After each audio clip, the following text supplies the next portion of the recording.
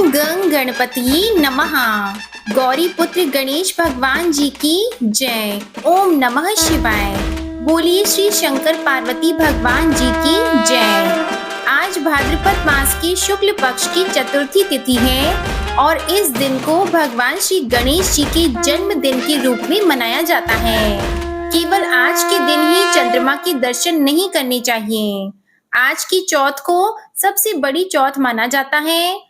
आज के दिन चौथ माता की कथा, चंद्रमा को देख लेने से जो कलंक लगता है उस कलंक को दूर करने की कथा और गणेश भगवान की कथा को सुनने से समस्त पाप और संकट कट जाते हैं तथा मनोकामनाओं की पूर्ति होती है। तो आज मैं आपको सुनाने जा रही हूँ गणेश चतुर्थी की बड़ी ही दुर्लभ कथाएं। तो आप सभी भक्तजन इन कथाओं को बड़ी ही श्रद्धा और प्रसन्न चित्त मन से पूरा अवश्य सुनिएगा। एक नगर में एक बूढ़ी माँ रहती थी। वह अपने बेटे की सलामती के लिए 12 महीनों की चौथ का व्रत करती थी। हर चौथ को पंसारी से थोड़ा सा गुड़ और घी लाकर 4 लड्डू बनाती, एक बेटे को देती, एक से पूजा करती, एक हथकार के लिए निकालती और एक चांद उगने पर खुद खा लेती थी। एक बार उसका बेटा ताई से मिलने गया। ताई ने वैसाखी चौथ का व्रत रखा था। ताई से पूछा, माँ तो 12 चौथ करती है। ताई बोली, तेरी माँ तेरी कमाई से तर माल खाने के लिए 12 चौथ करती है। तू परदेश जाएगा तो वह एक भी चौथ नहीं करेगी। लड़के को लगा ताई सच कह रही है। घर आकर माँ से कहा कि मैं तो परदेश जा रहा हूँ, यहाँ तो मेरी कमाई खाने पीने में ही उड़ा देती है। माँ ने समझाकर रोकना चाहा पर बेटा नहीं माना। माँ ने उसे साथ ले जाने के लिए चौथ माता के आंखें दिए और कहा, मुसीबत में ये आंखें तेरी मदद करेंगी। वह आंखें लेकर रवाना हो गया। घूमते हुए एक नगर में पहुंचा। उसने देखा एक बूढ़ी माँ रोती जा रही थी और पुआ बनाते जा रही थी। उसने कारण पूछा तो बूढ़ी माँ ने कहा, बेटा इस नगर की पहाड़ी पर एक दैत्य रहता है। पहले वह नगर में आकर कई लोगों को खाने के लिए मार देता था। अब राजा हर घर से एक आदमी दैत्य के पास भेजता है और आज मेरे बेटे की बारी है, इसलिए रो रही हूँ और उसी के लिए पुए बना रही हूँ। वह बोला, तू पुए मुझे खिला दे, तेरे बेटे की जगह मैं चला जाता हूँ। बूढ़ी माँ ने खीर पुए उसे खिला दिए। खा पीकर वह सो गया। रात को राजा के सैनिक आए तो बूढ़ी माँ ने उसे भेज दिया। दैत्य के सामने पहुंचने पर उसने चौथ माता की आंखें दैत्य की तरफ फेंक कर कहा, हे चौथ माता, यदि मेरी माँ मेरी सलामती के लिए व्रत करती है तो दैत्य का सिर कटकर गिर जाए। तुरंत दैत्य का सिर कट गया और लड़का वापस आ गया। राजा ने उसे उपहार देकर विदा किया। चलते हुए एक दूसरे राजा के नगर में पहुंचा। इस राज्य में आवा तभी पकता था जब एक इंसान की बलि दी जाती थी। सिपाहियों ने उसे पकड़कर आवे में चुन दिया। लड़के ने आंखें आवे में डाले और कहा, हे चौथ माता, यदि मेरी माँ मेरे लिए व्रत करती है तो आवा मेरी बलि लिए बिना ही झट से पक जाए। आवा तुरंत ही पक गया। आवे में से मिट्टी की जगह सोने चांदी के बर्तन निकले। अंदर से लड़का बोला, बर्तन धीरे धीरे निकालना, मुझे लग नहीं जाए। राजा ने उसे निकलवाया और पूछा, इस आवे से तुम बच कैसे गए? लड़के ने बताया कि उसकी माँ चौथ माता का व्रत करती है, व्रत के कारण ही वह बच पाया। राजा को विश्वास नहीं हुआ। उसने एक चांदी की सुराही मंगवाई और कहा कि सुराही की नली से निकलकर दिखाओ, तभी मुझे विश्वास होगा। लड़के ने चौथ माता को याद करके आंखें सुराही में डाले और कहा, मैं भंवरा बनूं सुराही से निकलूं। लड़का भंवरा बनकर सुराही से निकल गया। राजा ने खुश होकर राजकुमारी की शादी उसके साथ करवाई और सभी लोगों को चौथ माता का व्रत करने को कहा। तब उसे माँ की याद आई। उसने राजा के पास जाकर खुद के नगर जाने की इच्छा जाहिर की। राजा ने रथ, घोड़ा, हाथी और खूब सारा दान दहेज देकर उन्हें विदा किया। चौथ के दिन वह अपने नगर पहुंचा। वह अकेला पंसारी के यहाँ माँ का इंतजार करने लगा। सोचा चौथ है तो माँ यहाँ जरूर आएगी। थोड़ी देर बाद लकड़ी टेकती हुई माँ आती दिखी। उसकी माँ की आंखों में जाले आने के कारण दिखना कम हो गया था। लड़के ने जानबूझकर उस स्त्री के बेटे को अपशब्द कहने लगा। माँ ने उसे नहीं पहचाना और कहने लगी, भैया मुझे चाहे कितनी गाली दे दो पर मेरे बेटे को कुछ मत कहना। यह सुनते ही बेटा माँ के चरणों में गिर पड़ा। कहा, माँ मैं तेरा ही बेटा हूँ, मुझे माफ कर दो। तब माँ ने उसे गले लगा लिया। नगर के लोगों ने विश्वास नहीं किया कि वह उसी का बेटा है। बूढ़ी माँ ने चौथ माता को याद करके कहा, हे चौथ माता, यदि मैं अपने बेटे के लिए व्रत करती हूँ तो मेरे स्तन में दूध भर जाए और उसकी धार मेरे बेटे के मुख में गिरे। माँ के स्तनों से दूध की धार निकलकर बेटे के मुंह में गिरने लगी। लोग चौथ माता की जय जयकार करने लगे। उस नगर के सभी लोग चौथ माता का व्रत करने लगे। हे चौथ माता, जैसा बूढ़ी माँ और उसके बेटे की सहायता की वैसी हमारी भी करना।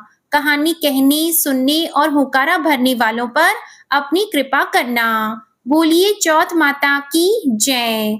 आइए अब गौरी पुत्र गणेश भगवान जी की बहुत ही सुंदर कथा को सुनते हैं। एक बार गणेश जी एक छोटे बालक के रूप में चिमटी में चावल और चमचे में दूध लेकर निकले। वे हर किसी से कह रहे थे कि कोई मेरी खीर बना दो, कोई मेरी खीर बना दो। एक बुढ़िया बैठी थी, उसने कहा, ला मैं बना दूं। वह छोटा सा बर्तन चढ़ाने लगी। तब गणेश जी ने कहा कि दादी माँ, छोटी सी भगोनी मत चढ़ाओ, तुम्हारे घर में जो सबसे बड़ा चरु हो वही चढ़ा दो। बुढ़िया ने वही चढ़ा दिया।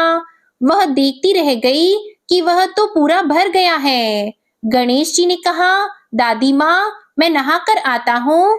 खीर तैयार हो गई तो बुढ़िया के पोते पोती खीर खाने के लिए रोने लगे। बुढ़िया ने कहा, गणेश जी आपके भोग लगना, कहकर चूल्हे में थोड़ी सी खीर डाली और कटोरे भर भर कर बच्चों को दे दी।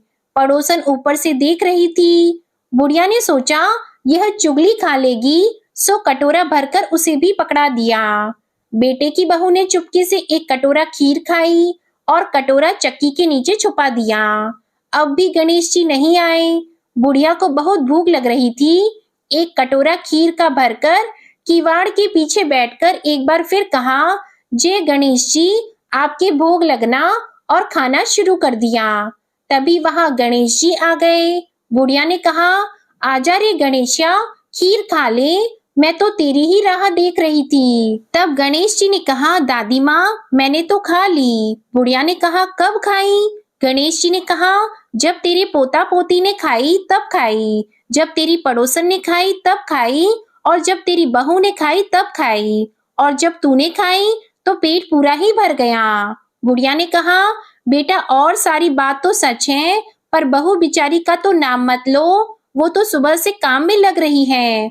उसने खीर कब खाई? तो गणेश जी ने कहा, चाकी के नीचे देख झूठा कटोरा पड़ा है, तूने तो मेरे भोग तो लगाया, वो तो वैसे ही खा गई। बुढ़िया ने कहा, बेटा घर की बात है, घर में ही रहने दो, बता बची हुई खीर का क्या करूं? तो गणेश जी ने कहा, नगरी जिमा दे। लोगों को न्योता दिया तो सब हंसने लगे। बोले, कल तो खाने का पता नहीं था, आज नगरी जिमाएंगे। फिर भी लोग आए और ठाठ से जिमे। नगरी जिमा दी, तब भी चरु पूरा ही भरा था। राजा को पता लगा तो बुढ़िया को बुलाया और कहा, क्यों बुढ़िया, ऐसा चरु तेरे घर अच्छा लगे या हमारे घर? तो बुढ़िया ने कहा, राजा जी आप ले लो। राजा जी ने खीर का चरु महल में मंगा लिया। लाते ही खीर में कीड़े मकोड़े बिच्छू हो गए और दुर्गंध आने लगी। तो राजा जी ने कहा, बुढ़िया चरु वापस ले जा, जा तुझे हमने दिया। तो बुढ़िया ने कहा, राजा जी आप देते तो पहले भी कभी देते, यह चरु तो मुझे मेरे गणेश जी ने दिया है। बुढ़िया ने चरु वापस लिया। लेते ही सुगंधित खीर हो गई। घर आकर बुढ़िया ने गणेश जी से पूछा, बची हुई खीर का क्या करूं? तब गणेश जी ने कहा, झोपड़ी के कोने में खड्डा खोदकर गाड़ दे, उसी जगह सुबह उठकर वापस खोदेगी तो धन के 2 चरु मिलेंगे। ऐसा कहकर गणेश जी अंतर ध्यान हो गए। जाते समय झोपड़ी के लात मारते गए तो झोपड़ी के स्थान पर महल हो गया। सुबह बहू ने फावड़ा लेकर पूरे घर को खोद दिया तो कुछ भी नहीं मिला। बहू ने कहा, सासू जी थारो गणेश जी तो झूठो है। सासू ने कहा, बहू मारो गणेश जी झूठो तो नहीं है, ला मैं देखूं। वह सुई लेकर खोदने लगी तो टन टन करते 2 धन के चरु निकल आए। बहू ने कहा, सासू जी गणेश जी तो साचो ही है। सास ने कहा, गणेश जी तो भावना के भूखे हैं। हे गणेश जी, जैसा आपने बुढ़िया को दिया वैसा सबको देना। कहानी कहने वाले, होकारा भरने वाले, कहानी सुनने वाले सभी को देना। प्रेम से बोलिए विनायक जी की जय। प्रेम से बोलिए गणेश जी महाराज की जय। आइए अब गणेश चतुर्थी की व्रत कथा को सुनते हैं। श्री गणेश चतुर्थी व्रत की पौराणिक कथा के अनुसार एक बार भगवान शिव तथा माता पार्वती नर्मदा नदी के किनारे बैठे थे। वहां माता पार्वती ने भगवान शिव से समय व्यतीत करने के लिए चौपड़ खेलने को कहा। शिव चौपड़ खेलने के लिए तैयार हो गए, परंतु इस खेल में हार और जीत का फैसला कौन करेगा, यह प्रश्न उनके समक्ष उठा। तो भगवान शिव ने कुछ तिनके एकत्रित करके उसका एक पुतला बनाकर उसकी प्राण प्रतिष्ठा कर दी और पुतले से कहा, बेटा हम चौपड़ खेलना चाहते हैं, परंतु हमारी हार और जीत का फैसला करने वाला कोई नहीं है, इसलिए तुम बताना कि हम दोनों में से कौन हारा है और कौन जीता। उसके बाद भगवान शिव और माता पार्वती का चौपड़ खेल शुरू हो गया। यह खेल 3 बार खेला गया और संयोग से तीनों बार माता पार्वती ही जीत गईं। खेल समाप्त होने के बाद बालक से हार जीत का फैसला करने के लिए कहा गया तो उस बालक ने महादेव जी को विजयी बताया। यह सुनकर माता पार्वती क्रोधित हो गईं और क्रोध में उन्होंने बालक को लंगड़ा होने, कीचड़ में पड़े रहने का श्राप दे दिया। बालक ने माता पार्वती से माफी भी मांगी और कहा कि यह मुझसे अज्ञानतावश ऐसा हुआ है, मैंने किसी द्वेष भाव से ऐसा नहीं किया। तो बालक द्वारा क्षमा मांगने पर माता पार्वती ने कहा, यहाँ गणेश पूजन के लिए नाग कन्याएं आएंगी, उनके कहे अनुसार तुम गणेश जी का व्रत करो, ऐसा करने से तुम मुझे प्राप्त करोगे। यह कहकर माता पार्वती शिव के साथ कैलाश पर्वत पर चली गईं। 1 वर्ष के बाद उस स्थान पर नाग कन्याएं आईं। तब नाग कन्याओं से श्री गणेश के व्रत की विधि मालूम करने पर उस बालक ने 21 दिन लगातार श्री गणेश जी का व्रत किया। उसकी श्रद्धा से गणेश जी अति प्रसन्न हुए। उन्होंने बालक को मनोवांछित फल मांगने के लिए कहा। उस पर उस बालक ने कहा, हे विनायक, मुझ में इतनी शक्ति दीजिए कि मैं अपने पैरों से चलकर अपने माता पिता के साथ कैलाश पर्वत पर पहुंच सकूं और वे यह देखकर बहुत प्रसन्न हों। तब बालक को वरदान देकर श्री गणेश भगवान अंतर ध्यान हो गए। इसके बाद वह बालक कैलाश पर्वत पर पहुंच गया और कैलाश पर्वत पर पहुंचने की अपनी कथा उसने भगवान शिव को सुनाई। चौपड़ वाले दिन से माता पार्वती शिवजी से विमुख हो गई थी, अतः देवी के रुष्ट होने पर भगवान शिव ने भी बालक के बताए अनुसार 21 दिनों तक श्री गणेश जी का व्रत किया। इस व्रत के प्रभाव से माता पार्वती के मन से भगवान शिव के लिए जो नाराजगी थी वह समाप्त हो गई। तब यह व्रत विधि भगवान शंकर ने माता पार्वती को बताई। इसे सुनकर माता पार्वती के मन में भी अपने पुत्र कार्तिकेय से मिलने की इच्छा जागृत हुई।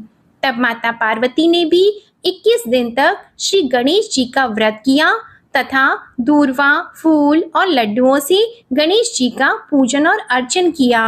व्रत के 21वें दिन कार्तिकेय स्वयं माता पार्वती जी से मिलने आ गए। उस दिन से श्री गणेश चतुर्थी का यह व्रत समस्त मनोकामनाओं की पूर्ति करने वाला व्रत माना जाता है। इस व्रत को करने से मनुष्य के सारे कष्ट दूर होकर मनुष्य को समस्त सुख सुविधाएं प्राप्त होती हैं। बोलो भगवान गणेश जी की जय। अब आप सुनिए विनायक चतुर्थी की दूसरी कथा। एक दिन भगवान भोलेनाथ स्नान करने के लिए कैलाश पर्वत से भोगवती गए। महादेव के प्रस्थान करने के बाद माँ पार्वती ने स्नान करना प्रारंभ किया और घर में स्नान करते हुए अपने मैल से एक पुतला बनाकर और उस पुतले में जान डालकर उसको सजीव किया गया। पुतले में जान आने के बाद देवी पार्वती ने पुतले का नाम गणेश रखा। पार्वती जी ने बालक गणेश को स्नान करते जाते वक्त मुख्य द्वार पर पहरा देने के लिए कहा। माता पार्वती ने कहा कि जब तक मैं स्नान करके न आ जाऊं, किसी को भी अंदर नहीं आने देना। भोगवती में स्नान करके जब भगवान शिव अंदर आने लगे तो बाल स्वरूप गणेश ने उनको द्वार पर रोक लिया। भगवान शिव की लाख कोशिश के बाद श्री गणेश उनको अंदर नहीं जाने दिए। गणेश के द्वारा द्वार रोकने को उन्होंने अपना अपमान समझा। बालक गणेश का सर धड़ से अलग करके वो घर के अंदर चले गए। शिवजी जब घर के अंदर गए तो वह बहुत क्रोधित अवस्था में थे। ऐसे में देवी पार्वती ने सोचा कि भोजन में देरी की वजह से वे नाराज हैं, इसलिए उन्होंने 2 थालियों में भोजन परोसकर उनसे भोजन करने का निवेदन किया। 2 थालियां लगी देखकर शिवजी ने उनसे पूछा कि दूसरी थाली किसके लिए है। तब पार्वती जी ने जवाब दिया कि दूसरी थाली पुत्र गणेश के लिए है, जो द्वार पर पहरा दे रहा है। तब भगवान शिव ने देवी पार्वती से कहा कि उसका सिर मैंने क्रोधित होने की वजह से धड़ से अलग कर दिया। इतना सुनकर पार्वती जी बहुत दुखी हो गईं और विलाप करने लगी। उन्होंने भोलेनाथ से पुत्र गणेश का सिर जोड़कर जीवित करने का आग्रह किया। तब महादेव जी ने एक हाथी के बच्चे का सिर धड़ काटकर गणेश के धड़ से जोड़ दिया। अपने पुत्र को फिर से जीवित पाकर माता पार्वती अत्यंत प्रसन्न हुई। इसलिए कहा जाता है कि जिस तरह भगवान शिव ने श्री गणेश को नया जीवन दिया था, उसी तरह भगवान गणेश भी नया जीवन अर्थात आरंभ के देवता माने जाते हैं। प्रेम से बोलिए भगवान गणेश की जय। एक अन्य कथा के अनुसार बहुत समय पहले की बात है। एक नगर में एक निर्धन ब्राह्मणी रहा करती थी। उसके पति की समय से पहले ही मृत्यु हो गई थी। उसका एक 5 साल का पुत्र था। उसकी सास बड़ी ही कठोर हृदय वाली थी। उसे तरह तरह से प्रताड़ित करती थी। एक दिन सास ने बहू और पोते को घर से निकाल दिया, क्योंकि उसे ऐसा लगता था कि उसकी बहू अभागिन है। उसकी वजह से उसके पुत्र की मृत्यु हो गई। अब क्या था, वे दोनों रोते बिलखते चलते चलते एक जंगल में जा पहुंचे। अब चलते चलते उन्हें थकान हो जाती है, तो वे एक बड़े से पेड़ के नीचे बैठ गए। वहां से थोड़ी ही दूर पर एक गणेश जी का मंदिर था। वहां बहुत से लोग गणेश जी के दर्शन करने आते थे। दर्शन करके गणेश जी को प्रसाद चढ़ाते थे। फिर वह प्रसाद सबको बांट देते थे। इस प्रसाद से माँ बेटे का गुजारा होने लगा। उन्हें थोड़ा बहुत खाने को मिलता और पेट की आग शांत हो जाती। और इस प्रकार दोनों गणेश जी की पूजा पाठ में लगे रहते थे। एक दिन की बात है, ब्राह्मणी अपने बच्चे के साथ रात्रि में सो रही थी। तभी उसे स्वप्न में भगवान गणेश जी ने दर्शन दिए और कहा कि हे पुत्री, तुम्हारी निर्धनता जल्द ही दूर हो जाएगी। विनायक चतुर्थी का व्रत करो और साथ ही जंगल से ढेर सारे पुष्प लाकर उसकी मालाएं गूंथकर उसे मंदिर के पास ही श्रद्धालुओं को बेचो। इस प्रकार तुम्हें आय की प्राप्ति होगी और दिन पर दिन तुम्हारी तरक्की होगी। अब क्या था, जब सुबह होती है तो उस ब्राह्मणी ने यह बात अपने पुत्र को बताई। तो पुत्र ने कहा, माँ, ये तो बहुत अच्छी बात है। जब गणेश बाबा आपको दर्शन दिए हैं तो हमें अवश्य ही फूल तोड़कर मालाएं बनाकर उन्हें बेचना चाहिए। वे हर रोज जंगल से फूल लाकर उसकी माला बनाकर बेचने लगे। साथ में पूजा की सामग्री और प्रसाद भी बेचने लगे। इससे उनको आमदनी होने लगी। गणेश जी की अनुकंपा से उनकी आमदनी बढ़ने लगी और उस ब्राह्मणी ने विनायक चतुर्थी का व्रत भी किया। गणेश भगवान की कृपा से जल्दी ही उन्होंने एक बड़ा सा मकान बनवा लिया और दुकान भी बनवा ली। इसी प्रकार से कुछ वर्ष बीत जाते हैं और वह ब्राह्मणी का पुत्र बड़ा हो जाता है। युवा अवस्था हो जाती है तो वह विवाह योग्य हो जाता है। ऐसे ही एक दिन की बात है, एक राजा की लड़की मंदिर में रोज पूजा करने आती थी। ब्राह्मणी के बेटे को देखकर राजकुमारी उस पर मोहित हो गई और उससे विवाह करने की सोचने लगी। उसने अपनी भाभी से अपने सारे मन की बात कही तो भाभी भी अनुभवी थी। उसने कहा, ये तो ब्राह्मणी माली का बेटा है और तुम एक राजा की बेटी हो। यदि तुमने उससे विवाह किया तो तुम्हारी बहुत ही बदनामी होगी।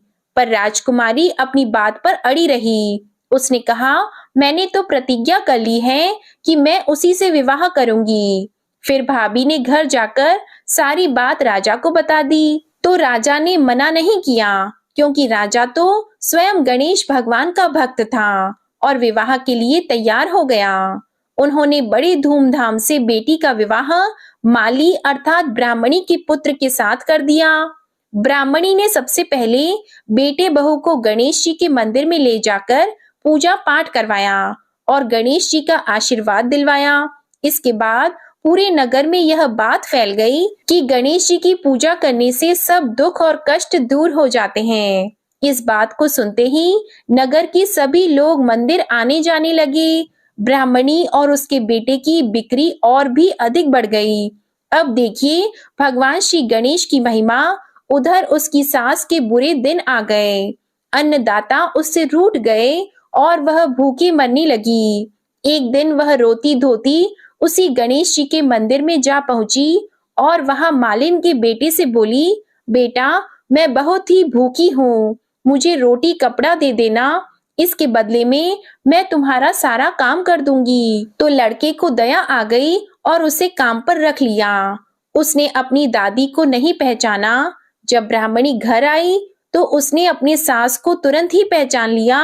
वह अपने सास से बोली, सासू माँ आप यहाँ कैसे? तो सास ने पोते की तरफ इशारा करते हुए कहा, मेरी इस सेठ के यहाँ नौकरी लग गई है। तो बहू बोली, यह आपका पोता है माँ जी, और यह घर भी आपका है, यह दुकान भी आपकी है।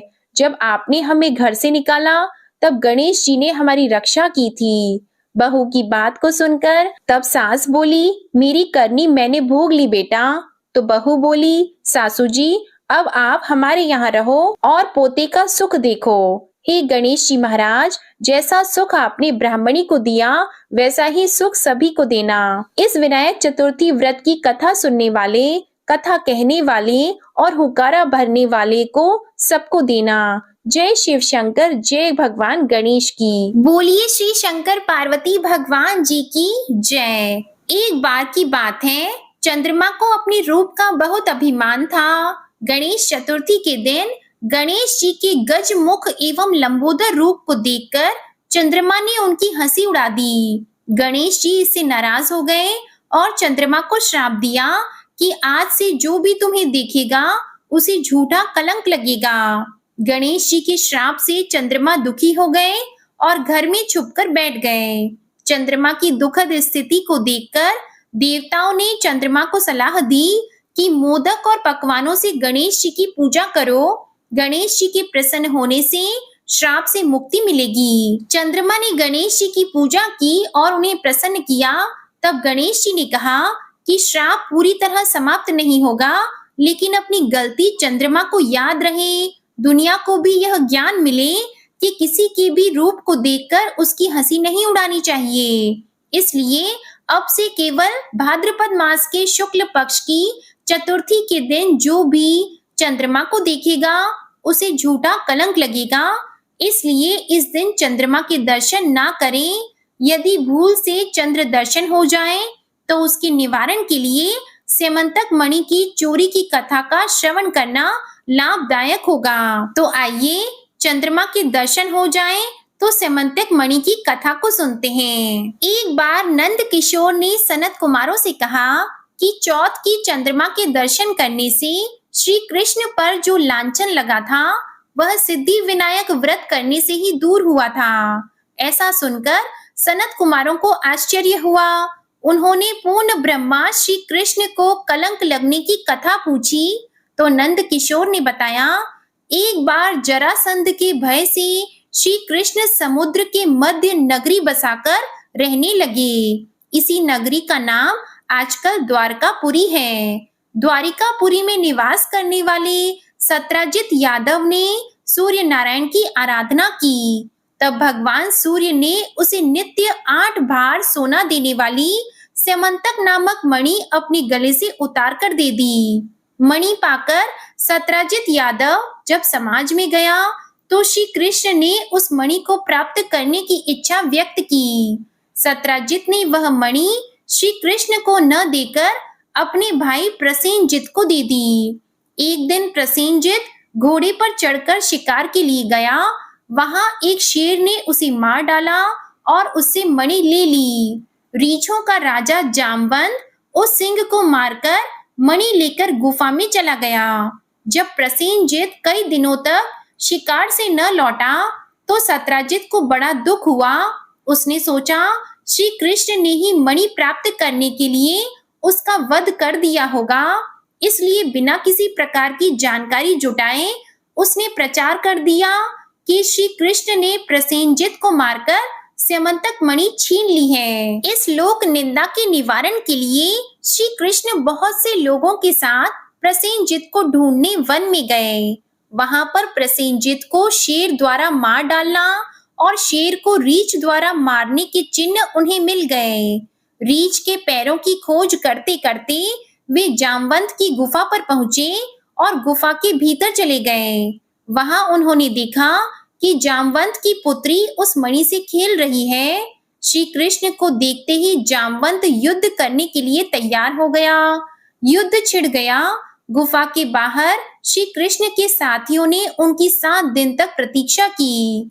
फिर वे लोग उन्हें मर गया जानकर पश्चाताप करते हुए द्वारिकापुरी लौट गए। इधर 21 दिन तक लगातार युद्ध करने पर भी जामवंत श्री कृष्ण को पराजित न कर सका। तब उसने सोचा कहीं यह वह अवतार तो नहीं जिसके लिए मुझे रामचंद्र जी का वरदान मिला था। यह पुष्टि होने पर उसने अपनी कन्या का विवाह श्री कृष्ण के साथ कर दिया और मणि दहेज में दे दी। श्री कृष्ण जब मणि लेकर वापस आए तो सत्राजित अपने किए पर बहुत लज्जित हुआ। इस लज्जा से मुक्त होने के लिए उसने भी अपनी पुत्री का विवाह श्री कृष्ण के साथ कर दिया। कुछ समय के बाद श्री कृष्ण किसी काम से इंद्रप्रस्थ चले गए। तब अक्रूर तथा ऋतु वर्मा की राय से शतधन्वा यादव ने सत्राजित को मारकर मणि अपने कब्जे में ले ली। सत्राजित की मृत्यु का समाचार जब श्री कृष्ण को मिला तो वे तत्काल द्वारिका पहुंचे। वे शतधन्वा को मारकर मणि छीनने को तैयार हो गए।